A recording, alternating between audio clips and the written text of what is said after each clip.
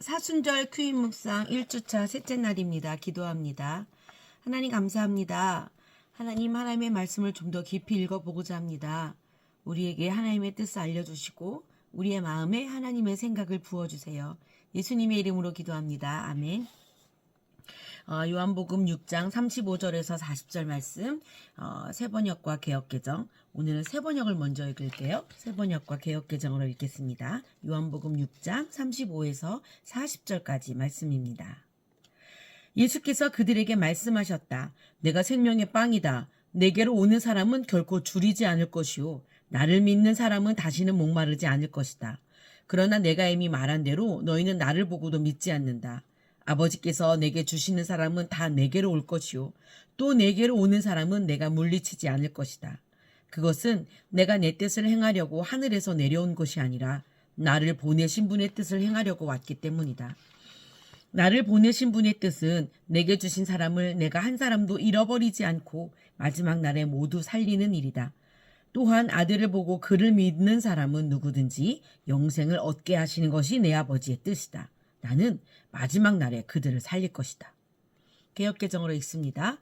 예수께서 이르시되 나는 생명의 떡이니 내게 오는 자는 결코 줄이지 아니할 터이요 나를 믿는 자는 영원히 목마르지 아니하리라.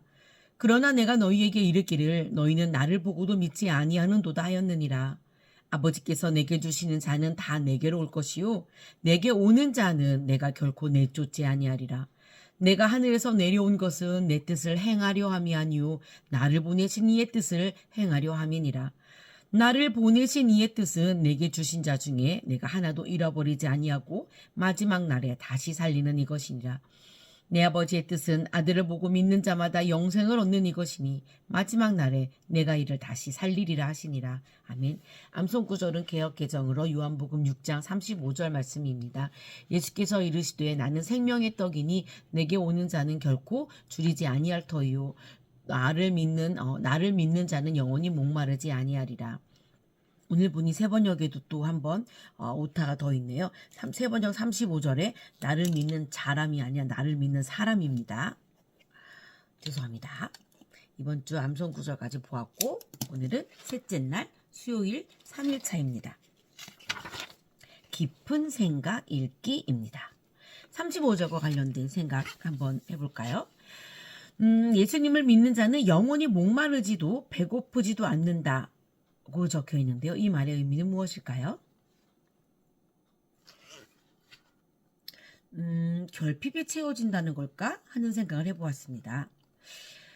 습관, 내가 고치려고 했는데 잘 고쳐지지 않았던 그런 습관들. 나에게 있는 결핍이란 요즘은 잘 못 먹고 막 입을 옷이 없고 이런 것이 아닌 내게 사랑이 모자란 부분. 내가 남을 이해하는 마음이 모자란 부분, 그런 결핍이죠. 그래서 고쳐지지 않던 나쁜 습관들이 사라지지 않을까. 어떻게 할 때? 예수님께 올 때, 예수님을 믿을 때. 나쁜 습관이라면 뭐가 있을까요?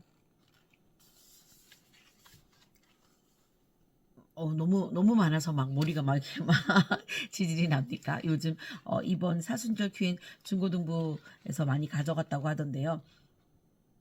고쳐지지 않는, 고쳐야 할 나쁜 습관은 뭘까요?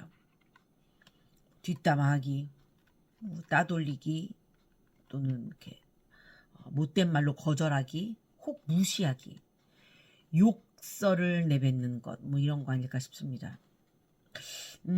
영원한 하나님의 나라의 자녀가 되어 하나님과 함께 사는 것이 예수님을 믿는 자가 받는 가장 최고의 목마름이 없고 배고픔이 없는 상태, 결핍이 없는 상태가 아닐까 하는 생각을 해봅니다. 36절로 넘어갈게요. 우리는 지금 예수님을 어떻게 볼 수 있나요? 어떻게 볼 수 있을까요? 성경을 통해 예수님을 볼 수 있습니다. 지금도 예수님을 보고 있는 거예요. 여러분들이 성경을 읽을 때 예수님이 이런 분이구나 하고 알게 되잖아요. 37절과 관련합니다. 예수님께 오는 자는 결코 내쫓지 않으신다는 말의 의미는 뭘까요? 예수님을 믿어요. 예수님을 믿을 거예요. 라는 고백과 결단을 할 때 우리는 우리 자신이 부족하다는 걸 알게 돼요. 내가 예수님을 믿고 있는데 진짜 믿나? 정말 하나도 의심 안 하고 막 믿나? 이런 거에 100% 그럼요! 라고 얘기할 사람이 별로 없을 거예요. 그러나 그럼에도 불구하고 하나님은 야, 너 믿음이 이게 도대체 뭐야? 믿음이 너무 이렇게 엉망이잖아 라고 하신다거나, 혹은 나 믿으면서 또 죄짓고 또 죄짓고 또 죄짓고 너 필요 없어 가, 이러지 않으신다는 거죠. 우리가 회개하기를 기다리신다는 뜻이기도 합니다. 용서해 주세요 하며 회개할 때 거절하지 않으시겠다는 하나님의 마음이 여기에 담겨 있어요. 자, 또 다음 거 볼까요? 38절하고 관련해서요. 예수님이 이 땅에서 하신 일이 하신 그 모든 일이 누구의 뜻을 따른 것이라고 여기 말하고 있나요? 나를 보내신 이의 뜻, 즉 하나님 아버지의 뜻을 따르고 있는 것이다. 예수님이 하신 모든 일들이 말이죠. 그렇다면 지금 내게 벌어지고 있는 모든 일들은 누구의 뜻일까요? 네, 역시 하나님의 뜻인 거예요. 왜? 우리는 예수님 안에, 예수님을 믿는 사람으로, 예수님 안에 거함으로 하나님 안에 거하고 있기 때문이죠.